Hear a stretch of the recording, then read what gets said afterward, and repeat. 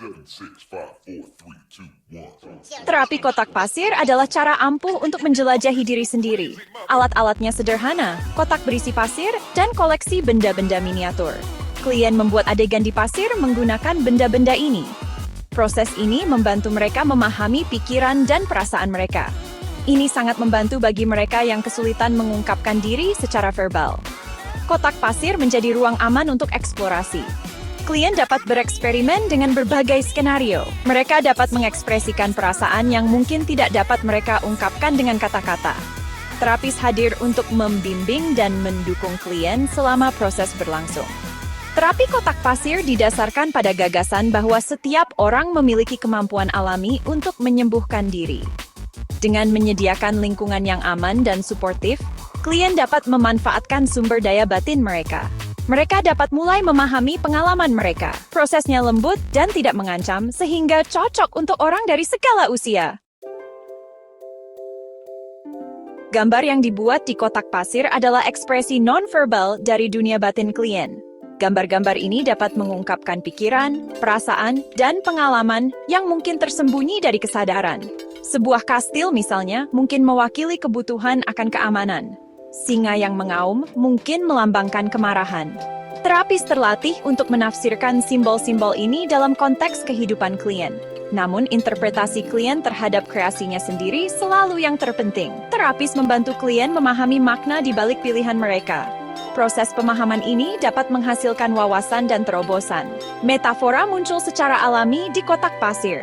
Metafora ini memberikan jarak aman untuk mengeksplorasi emosi yang sulit.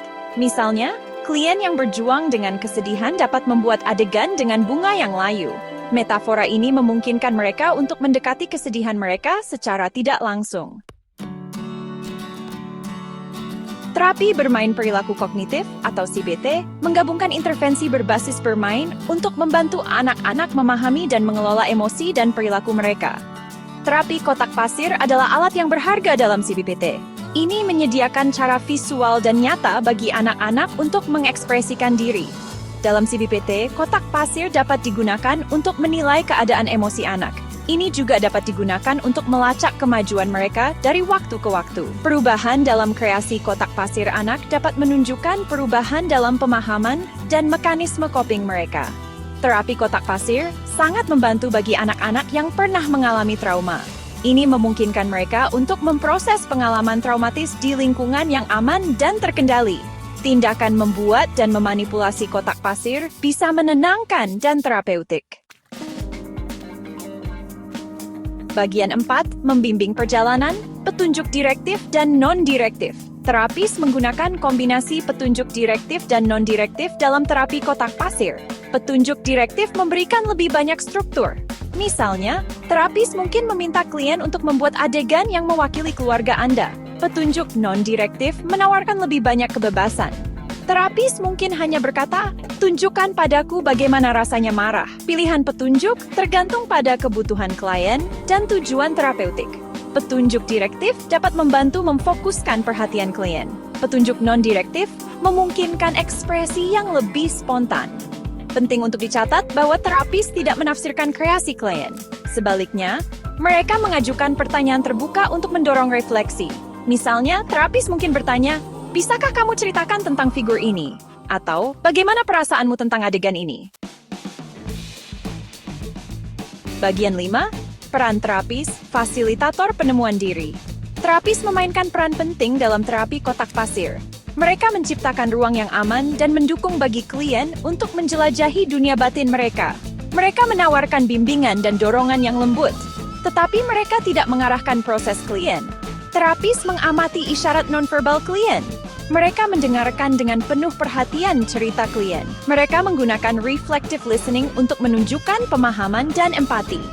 Terapis mungkin berkata, kedengarannya seperti kamu merasa sangat kewalahan dalam situasi ini. Peran terapis bukanlah untuk memberikan solusi, melainkan untuk memberdayakan klien untuk menemukan jawaban mereka sendiri. Terapis membantu klien terhubung dengan kebijaksanaan dan sumber daya batin mereka. Proses ini memfasilitasi penyembuhan dan pertumbuhan. Bagian 6, membangun dan memproses baki, panduan langkah demi langkah. Sesi terapi kotak pasir biasanya dimulai dengan klien memilih objek dari koleksi miniatur. Miniatur ini mungkin termasuk orang, hewan, bangunan, kendaraan, dan elemen alam. Klien kemudian membuat adegan di kotak pasir menggunakan benda-benda ini. Tidak ada cara yang benar atau salah untuk membangun kotak pasir. Klien bebas mengekspresikan diri sesuka mereka. Setelah klien menyelesaikan kreasinya, terapis akan mengundang mereka untuk membicarakannya. Terapis mungkin mengajukan pertanyaan terbuka seperti, bisakah kamu ceritakan tentang adegan ini? Atau, apa yang terjadi di sini? Klien didorong untuk berbagi pikiran dan perasaan mereka tentang kotak pasir. Fase pemrosesan merupakan bagian penting dari terapi kotak pasir. Ini memungkinkan klien untuk memahami kreasi mereka dan untuk mendapatkan wawasan ke dunia batin mereka. Terapis membantu klien untuk menghubungkan kotak pasir dengan pengalaman hidup mereka.